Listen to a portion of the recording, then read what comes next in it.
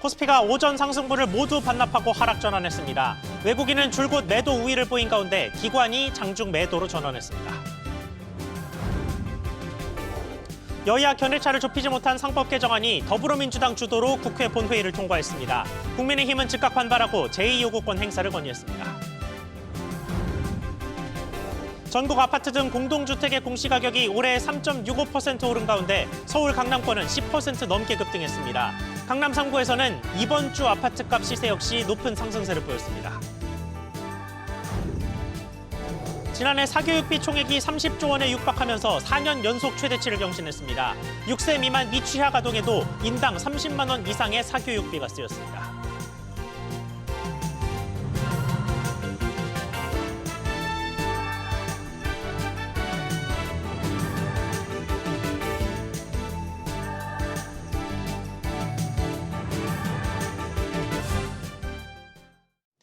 여러분 안녕하십니까?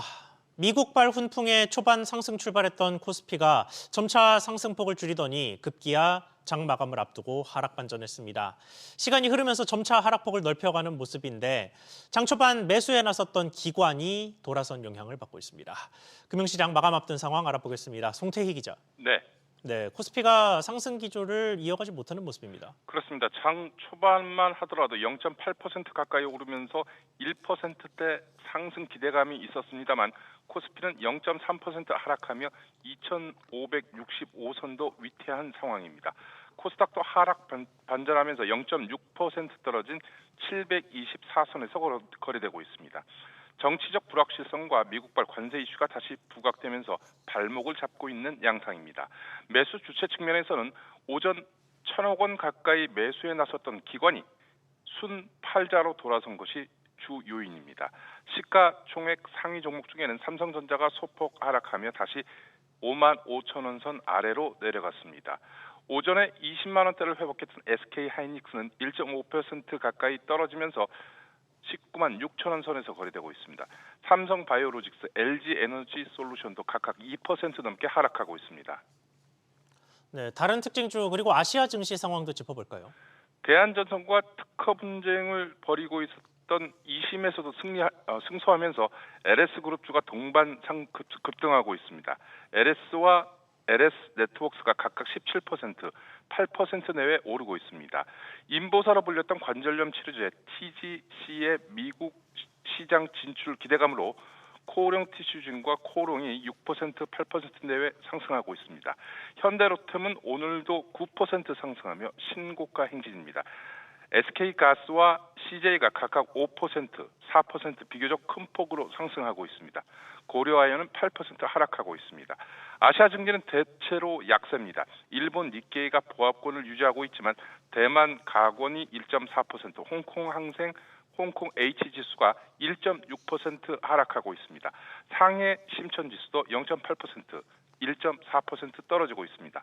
원달러 환율은 어제 이 시간보다 2원가량 올라서 1,453원 내외에서 거래되고 있습니다. SBS 비즈 송태입니다. 조금 전 전해진 속보 전해드리겠습니다. 모든 회사 이사의 충실 의무 대상을 기존 회사에서 주주로 넓히는 상법 개정안이 조금 전에 국회 본회의를 통과했습니다. 여당의 강한 반발에도 야당의 주도로 가결이 됐습니다. 김동필 기자. 네, 김동필입니다. 네, 상법 개정안이 결국 통과가 됐습니다. 네, 그렇습니다. 국회는 조금 전 오후 2시 본회의를 열고 상법 개정안을 통과시켰는데요. 재석 279명 중 찬성 184명, 반대 91명, 기권 4명으로 가결됐습니다. 앞서 야당은 지난달 27일 상법 개정안을 처리할 예정이었지만 한 차례 상정이 보류되면서 무산된 바 있는데요. 여야 합의에 이르지는 못했지만 민주당이 강행하기로 했습니다. 공포 1년 뒤면 모든 기업 이사의 충실 의무 대상이 주주 전체로 확대됩니다. 재계와 정부 여당에서는 상법 개정 시 각종 소송에 시달릴 수 있고 외국계 투기자본 등에 의해 경영권을 위협받을 수 있다며 강하게 반발해왔는데요. 야당은 소액주주 보호를 위해 반드시 상법 개정이 필요하다는 입장을 견지했습니다.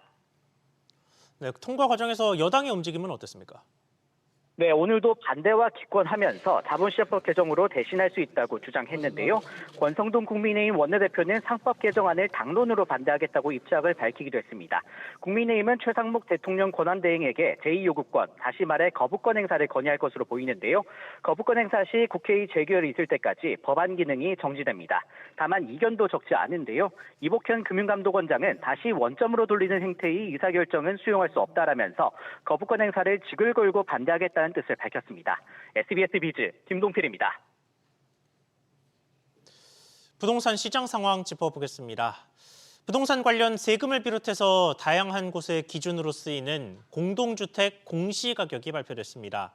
서울, 특히 강남권 등 최근에 부동산이 들썩인 지역에서 공시가격의 상승세도 컸습니다. 최지수 기자, 공동주택 대부분은 아파트죠. 공시가격 상황 어땠습니까? 네, 올해 전국 공동주택 공시가격은 지난해보다 3.65% 올랐습니다. 지난해 변동률인 1.52%보다는 높고 연평균 4.4%보다는 낮은 수준입니다. 공시가격은 지난해 말 시세에 공시가격 현실화율을 곱해서 계산을 하는데요. 정부가 올해 공시가격 현실화율을 2년 연속 69%로 유지하면서 지난해 시세 변동폭만큼만 공시가격에 영향을 미치게 됩니다. 전국에서 집값이 가장 많이 오른 서울의 평균 공시가격이 7.86%로 크게 올랐습니다. 서초구가 11.63% 상승해 상승률 1위를 차지했고요. 강남구도 11.19% 올랐고 송파구, 성동, 용산구도 10%대 상승률을 보였습니다. 경기권도 3.16%, 인천이 2.51% 올랐고 반대로 세종과 대구 공시가격은 각각 3%, 2%대로 하락했습니다. 네, 이러면 단지에 따라서 보유세 부담이 늘어나는 사람들이 생길 텐데 구체적인 부담은 어떻게 됩니까? 네, 먼저 올해 종부세를 내야 되는 1세대 1주택자가 31만 8,300여 명으로 지난해보다 5만 1,000명 정도 늘었습니다. 서초구 레미안 원베일리 84제곱미터의 올해 공시가격은 약 34억 3,600만 원인데요. 1주택 보유자의 보유세가 지난해 1,340만 원에서 올해 1,820만 원으로 480만 원 늘었습니다. 원베일리 84제곱미터의 지난해 1월 실거래가는 38억 원에서 연말엔 비슷한 평형이 51억 원까지도 뛴 바 있습니다. 또 송파구 잠실헬스 84제곱미터의 올해 공시가격은 18억 6,500만 원 수준인데요. 주택 한 채를 보유했다면 올해 보유세가 579만 원으로 약 100만 원을 더 내야 합니다. 마포 레미안 푸르지오 84제곱미터 보유세는 287만 원으로 44만 원을 더 내야 해 강남권보다는 증가폭이 작습니다. 노원, 도봉, 강북도 단지마다 차이는 있겠지만 변동폭이 크지는 않을 것으로 보입니다. 공시가격에 대한 소유자 열람은 내일부터 시작되고 다음 달 2일까지 의견 수렴이 이루어집니다. SBS 비즈 최지수입니다. 서울에서 공시가격이 크게 오른 지역들은 최근의 시세도 들썩이고 있습니다. 특히 서울시의 토지거래 허가구역 해제 이후에 상승세가 가팔라지는 모습인데 최신 부동산 상황도 보겠습니다. 신다미 기자. 네, 신다입니다. 네, 이번 주 아파트값 흐름 전해주시죠. 네, 한국부동산원에 따르면 이번 주 서울 아파트 매매 가격은 0.2% 올랐습니다. 지난주 0.14%보다 상승폭이 더 커진 건데요. 6주 연속 오름세입니다. 특히 강남 3구의 매매 가격 상승폭이 눈에 띄게 확대됐습니다. 그중 송파구는 0.72% 급등해 지난 2018년 2월 첫째 주 이후 7년 1개월 만에 최대 상승폭을 보였는데요. 강남구도 압구정 등 주요 단지 위주로 0.69% 올랐고 서초구도 0.62% 상승했습니다. 이에 따라 강남 3구와 강동을 포함하는 강남 11개구 아파트값도 0.31% 올랐습니다. 네, 이런 상승세의 배경은 뭡니까? 네, 토지거래 허가제 해제로 매매 심리 회복에 따른 기대감이 올라갔고 기준금리 인하에 따른 대출금리 하락이 긍정적으로 영향을 준 것으로 풀이됩니다. 한국부동산원은 서울 아파트값 상승에 대해 재건축 등 선호단지 위주로 수요가 집중되고 상승 계약이 체결되는 등 서울 전체가 상승을 지속하고 있다고 설명했습니다. 서울 상승폭이 확대되면서 전국 아파트값도 16주 만에 보합세로 전환됐습니다. 하락세가 이어졌던 경기는 과천시 재건축 사업 지역과 용인구 수지구 위주로 상승하며 보합권을 보였습니다. 다만 인천은 0.05% 떨어지면서 지난주보다 낙폭을 더 키웠습니다. 지방도 5대 광역시가 0.07% 하락했고 세종시는 0.14% 내려가 하락폭이 커졌습니다. 서울 아파트 전셋값이 0.05% 오른 가운데 전국 아파트 전셋값은 지난주와 같이 0.01% 상승했습니다. SBS 비즈 신다입니다. 한국은행의 고민도 깊어지고 있습니다. 부동산 시장 흐름에 따른 가계부채 증가도 우려되는 대목인데 여기에 미국발 관세 전쟁도 우리 경제 성장세를 끌어내릴 것으로 전망됩니다. 한은의 우려 역시 취재기자 연결해 보겠습니다. 이한나 기자. 네, 이한나입니다. 네, 일단 한은의 성장률을 둘러싼 우려 내용부터 좀 보죠.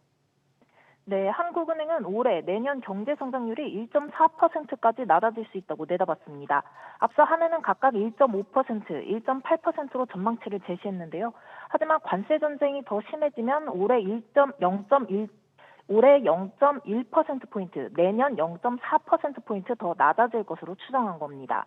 비관적 시나리오는 미국이 올해 말까지 중국을 포함한 주요 무역 적자국에 관세를 높여 부과한 뒤 2026년까지 유지하고 다른 나라들이 미국의 고강도 보복 관세로 대응하는 상황을 가정했습니다. 한은은 대미국 수출 감소, 교역 둔화에 따른 여타국 수출 감소, 통상 환경 불확실성 증대에 따른 투자 심리 위축 등으로 국내 성장과 물가의 하방 압력이 커질 것이라고 내다봤습니다. 네, 그러면 기준금리의 움직임과 관련된 전망은 어떻습니까? 네, 한은이 내놓은 성장률 전망치는 지난해 0.75%포인트 기준금리 인하뿐만 아니라 지난 2월을 포함해 올해 두세 차례 인하 전망이 반영된 결과입니다. 그러니까 올해 금리 인하를 한두 번 더 할 수 있다는 건데요. 비관적 시나리오대로 성장률이 더 떨어질 경우 추가 인하 가능성도 배제할 수 없습니다. 관건은 가계부채 확대입니다. 한은은 가계대출이 재확대될 것으로 예상되면 BSR 적용 범위 확대 등 추가적인 거시건전성 규제 강화 등을 통해 대응할 필요가 있다고 강조했습니다. SBS 비즈 이한나입니다. 이런 가운데 경기 침체나 수출 걱정에도 잘 흔들리지 않는 시장이 하나 있죠. 지난해 초중고교생 사교육비의 총액이 30조 원에 육박하면서 4년 연속으로 최대치를 갈아치웠습니다. 영유아 사교육비 실태도 이번에 처음으로 공개가 됐는데 취재기자 연결해서 자세히 알아보겠습니다. 정보윤 기자. 네, 정보윤입니다. 네, 그러니까 한마디로 정리하자면 또 학원들만 돈을 잔뜩 벌었습니다. 네, 그렇습니다. 지난해 초중고교생 사교육비 총액은 29조 2천억 원으로 4년 연속 최대를 경신했습니다. 학생 수는 513만 명으로 1년 새 8만 명이나 줄었지만 학원에 쓰는 돈은 7.7%나 증가한 건데요. 중학교와 고등학교의 사교육비 총액 증가율이 평균치를 웃돌며 전체 증가세를 견인했습니다. 사교육 참여율은 80%로 1.5%포인트 증가하며 처음으로 80%대에 진입했는데요. 사교육에 참여하는 학생 1인당 월 평균 사교육비는 59만 2천 원으로 7.2% 뛰었습니다. 고등학교는 77만 원, 중학교 63만 원, 초등학교 50만 원 순이었습니다. 네, 그러면 부모의 소득에 따른 격차는 어땠습니까? 네, 월 평균 소득이 800만 원 이상인 가구는 사교육비로 월 67만 6천 원을 썼지만 300만 원 미만 가구의 사교육비는 20만 5천 원에 그쳤습니다. 3배 이상 차이가 나는 건데요. 이런 가운데 영유아 사교육비 현황도 처음 공개됐습니다. 6세 미만 미취학 아동의 1인당 사교육비는 33만 2천 원이었고 영어 유치원이라 불리는 유아 영어 학원 월 평균 비용은 154만 5천 원이었습니다. 영유아 사교육 역시 소득에 따라 격차가 컸는데요. 월 800만 원 이상 버는 가구는 유아 사교육비로 32만 원을 지출했지만 300만 원 미만 가구는 5만 원에 못 미치며 6배 넘게 차이가 났습니다. SBS 비즈 정보인입니다. MG손해보험 인수에 난항을 겪던 메리츠 화재가 결국 인수를 포기했습니다. 공은 다시 금융당국으로 넘어왔는데 수차례 매각 시도가 번번이 무산되면서 청산 가능성에 무게가 실립니다. 류선우 기자, 취재된 소식 전해주시죠. 네, 새 주인을 찾기 위한 MG손보의 5번째 도전이 결국 무산됐습니다. 메리츠 화재는 오늘 MG손보 매각 주관사인 예금보험공사에 우선 협상 대상자 지위를 반납했다고 밝혔습니다. 각 기관의 입장 차이를 이유로 들었는데요. 지난해 12월 우선 협상 대상자로 선정된 뒤 MG손보 노조 측의 반대로 계속해서 인수에 난항을 겪다 석 달 만에 나온 결정입니다. 앞서 전국 사무금융서비스 노동조합 MG손보지부는 고용 승계가 보장되지 않는다며 메리츠 화재의 우선 협상 대상자 지위 포기를 요구하며 실사 작업도 방해해 왔습니다. 메리츠 화재는 이번 주로 데드라인을 정해두고 전체 직원 10% 고용 승계와 비고용 위로금 250억 원을 약속하는 등 최종 협상안을 노조 측에 제시했지만 이 안도 받아들여지진 않았습니다. 네, 이번까지 결국 5번이나 불발이 된 건데 그러면 앞으로 MG손보는 어떻게 되는 겁니까? 네, 청산 가능성에 무게가 실리는데요. 금융당국 고위 관계자는 청산 가능성에 대해 선택지가 많진 않다며 신속히 검토할 거라고 말했습니다. 당국 일부에선 서둘러 청산 결정을 내려야 한다는 의견도 낸 것으로 전해집니다. 앞서 예보는 메리츠 화재가 인수를 포기하면 추가 공개 매각과 청산과 파산, 가교 보험사 계약 이전 등 3가지 정리 대안을 검토할 수 있다고 했는데요. 또 3년간의 매각 추진 과정에서 유효한 이찰자는 메리츠 화재가 유일해 추가 매수 희망자를 찾는 것은 불확실하다고 진단하기도 했습니다. 청산 절차를 밟을 경우 예금자 보호법 보호 한도를 초과하는 금액을 잃는 등 보험 계약자 124만 명의 피해가 우려됩니다.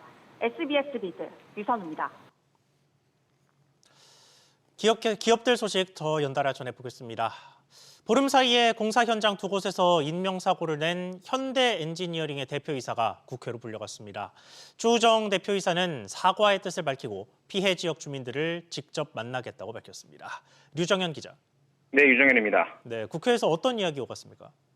네, 오늘 주우정 현대엔지니어링 대표이사가 국회 국토교통위원회 전체 회의에서 진행된 현안 질의 자리에 출석했습니다. 주 대표는 먼저 앞으로 현대엔지니어링의 공사 현장에서 안전사고가 발생하지 않도록 대책을 마련하겠다고 언급했습니다. 이후 이어진 질의에서 서울 안성고속도로 교량 붕괴 사고와 관해 피해 지역 주민들을 직접 만나지 않았던 지적을 받았는데요. 답변 직접 들어보시죠. 죄송합니다. 제가 미흡한 점이 많았습니다. 성심성껏 제가 할 도리를 다하겠습니다. 또 주 대표는 국토교통부 건설사고조사위원회에서 재시공 결론을 내릴 경우 이에 따르겠다고도 언급했습니다. 네, 이와 관련해서 국토부에서도 문제가 발견됐죠. 그렇습니다. 먼저 지난해 4월에도 경기도 시흥시 서해안 우회고속도로 건설 현장에서 거더가 부러지면서 교각이 무너지는 사고가 있었는데요. 국토교통부가 이때 사고 조사를 하고 대책을 내놨음에도 당장 시행할 수 있는 것들이 현장에 적용되지 않았다는 지적이 있었습니다. 당시 국토안전관리원은 사고조사 보고서에서 앞으로 피해 가능 범위 바깥으로 우회도로를 설정하고 거더 길이 권고안을 마련해야 한다는 등의 대책을 내놓은 바 있습니다. 박상호 국토교통부 장관은 관련 지적을 아프게 받아들인다며 시행이 이뤄질 수 있도록 조치하겠다고 답했습니다. SBS 비즈 유정현입니다. 일파만파 번지는 홈플러스 사태 짚어보겠습니다. 사태의 시작이었던 신용등급 하락에 대해서 그간 홈플러스 측의 주장은 예상치 못하게 등급이 하락하면서 어쩔 수 없이 회생으로 대응했다라는 것이었습니다. 그런데 그간의 이런 해명과 달리 홈플러스와 대주주 MBK 파트너스가 신용등급의 하락을 미리 알았던 것으로 드러났습니다. 최윤하 기자. 네, 최윤아입니다. 네, 그러면 홈플러스가 강등을 인지한 게 정확히 언제라는 겁니까? 네, 공시 4흘 전부터 알고 있었다고 홈플러스가 뒤늦게 밝혔습니다. 신용평가사들은 지난달 28일 홈플러스의 기업보험과 단기사채 신용등급을 A3에서 A3-로 내렸습니다. 홈플러스는 공시 전날인 27일 오후 늦게 이를 통보받아 3일절 연휴가 지난 이달 4일에 회생을 신청했다고 주장해왔지만 공시 4흘 전인 25일 오후에 결과를 전달받았던 겁니다. 25일은 홈플러스가 카드 대금 이용 채권을 기초로 자산 유동화 전자단기 사채를 발행한 날로 사태를 예상하고도 투자자에게 손실을 떠넘겼다는 비판이 거세지고 있습니다. 그리고 이 와중에 홈플러스 상품권에 대한 카드 결제 중단도 확산되고 있죠. 그렇습니다. 앞서 우리와 하나, 신한, 삼성, KB국민, 현대카드 등 6곳이 홈플러스 상품권 구매와 충전을 중단한 데 이어 오늘 롯데와 BC카드까지 이에 합류했습니다. 이런 가운데 홈플러스의 제품을 납품하는 업체들의 대금 정산 우려가 커지면서 산업통상자원부가 주요 납품업체들과 긴급 간담회를 잠시 뒤 진행할 예정입니다. 앞서 CJ제일제당과 농심, 동서식품, 오뚜기 등 식품업체들은 홈플러스로부터 대금을 받지 못할 것을 우려해 납품을 중단했다가 재개했지만 제품 단가가 높은 전자제품 기업들과 롯데칠성음료 등은 아직 합의점을 찾지 못한 상황입니다. SBS 비즈 최윤아입니다. 여행사 모두 투어가 해킹 공격을 당하면서 고객 306만여 명의 개인정보가 털렸습니다. 당국은 모두 투어의 보안 관리가 허술했다며 7억 원대 제재를 내렸습니다. 김기송 기자. 네, 김기송입니다. 네, 일단 사고 내용부터 전해주시죠. 네, 개인정보보호위원회에 따르면 해커들은 지난해 6월 모두 투어 네트워크 웹페이지의 취약점을 이용해서 악성 코드가 심어진 다수의 파일을 업로드했고 회원과 비회원 306만여 명의 개인정보를 빼돌렸습니다. 한글과 영문 이름, 생년월일, 성별, 휴대전화 번호까지 포함되어 있습니다. 이에 개보인은 모두 투어에 과징금 7억 4,700만 원과 과태료 1,020만 원을 부과하고 정보 유출에 대한 홈페이지 안내와 함께 보안 체계 개선 조치를 내렸습니다. 네, 그리고 이 과정에서 모두 투어의 보안이 허술했다고 봤죠. 그렇습니다. 조사 결과 해킹을 막기 위한 보안 점검과 필요한 조치를 제대로 하지 않은 것으로 나타났습니다. 결정적으로 10년 넘게 수집한 비회원 316만여 건의 정보를 보유 기간이 지났음에도 파기하지 않고 갖고 있다가 피해 규모를 키웠습니다. 여기에 더해 정보 유출 사실을 인지한 지 72시간 안에 신고해야 하는 의무도 위반했는데요. 모두 투어는 정보 유출 사실을 2달이 지나서야 당국에 알리면서 유출 확산의 원인을 제공한 것으로 나타났습니다. SBS 비즈 김기송입니다. 프랜차이즈 점포의 점주들은 본사를 통해서만 구매해야 하는 필수 품목이 있습니다. 어느 매장이든 동일한 제품의 품질을 유지하기 위한 건데 던킨의 운영사가 필수적이지 않은 품목까지 과도하게 강매한 혐의로 공정거래위원회로부터 제재를 받았습니다. 신채연 기자. 네, 신채원입니다. 네, 강매한 품목이 수십 개에 달한다면서요? 네, 그렇습니다. 던킨을 운영하는 SPC그룹의 계열사 BR코리아는 점주들에게 싱크대처럼 제품이나 매장 품질 유지와 크게 관련 없는 물품까지 본사를 통해서만 구매하도록 했습니다. 싱크대와 작업대 등 주방 설비, 도넛 진열장, 그리고 샌드위치 박스와 진열용 유산지 등 필수 품목이 38가지에 달했습니다. 공정위는 이들 품목은 도넛과 커피 등의 맛과 품질에 미치는 영향이 크다고 보기 어렵고 본사에서만 공급받는 것이 경영에 필수적이라고 인정되기 어렵다고 설명했습니다. 공정위는 BR코리아에 시정명령과 과징금 21억 3,600만 원을 부과했습니다. 네, 또 다른 제재도 같이 받았던데 같이 전해주시죠. 네, 가맹사업법상 본사는 새로 가맹계약을 맺는 과정에서 인근 가맹점 10개의 현황이 담긴 인근 가맹점 현황 문서를 제공해야 합니다. 하지만 BR코리아는 9건의 가맹계약을 체결하면서 인근 가맹점 정보가 아닌 더 멀리 떨어진 가맹점들의 정보를 제공한 걸로 나타났습니다. 공정위는 이에 대해선 가맹 희망자의 합리적 판단을 방해했다고 보고 BR코리아에 경고 조치를 내렸습니다. SBS 비즈 신채원입니다. 다이소에서 판매를 시작한 건강기능식품을 두고 각계에서 목소리가 나오는 가운데 공정거래위원회가 대한약사회를 상대로 조사에 나섰습니다. 약사회가 제약사에 이른바 갑질을 한 것 아니냐는 지적에 대한 조사입니다. 정광현 기자. 네, 정광윤입니다. 네, 당국의 움직임 전해주시죠. 네, 공정거래위원회는 오늘 오전 대한약사회에 조사관을 보내 관련 자료 확보에 나섰습니다. 일양약품이 다이소 판매 닷새 만에 철수를 결정한 과정에서 약사회 압박이 있었는지 확인하겠다는 겁니다. 다이소는 지난달 24일부터 전국 200여 개 매장에서 대웅제약, 일양약품 등의 건강기능식품 판매를 시작했는데요. 가격이 3,000원에서 5,000원 수준으로 약국보다 많게는 5분의 1 수준으로 저렴해 소비자들의 큰 관심을 끌었습니다. 이와 관련해 대한약사회는 지난달 28일 제약사들이 약국에 납품하지 않았던 저가 제품들을 입점시키고 그간 약국이 폭리를 취한 것처럼 오인하게 홍보했다고 불만을 터뜨렸는데요.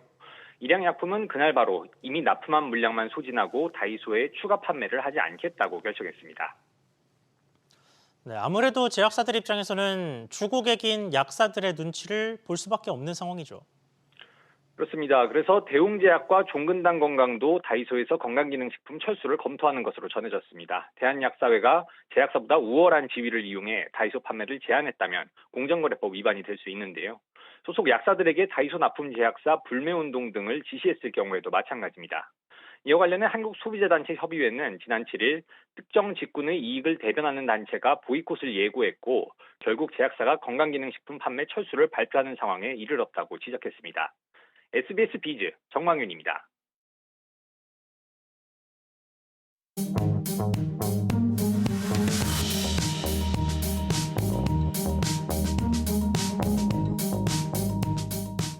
안녕하세요. K웨더 공기지능센터에서 전해드리는 대기오염 예보입니다.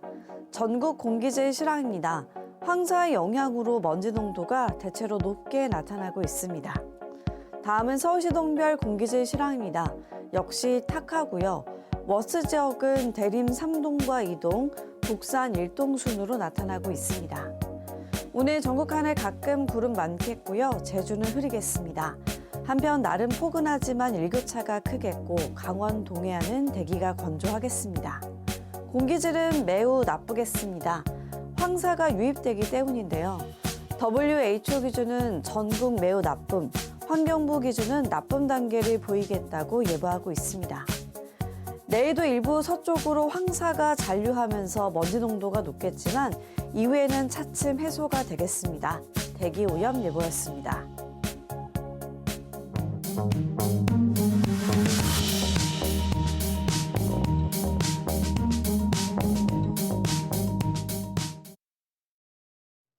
뉴스 마치겠습니다. 시청해주셔서 고맙습니다.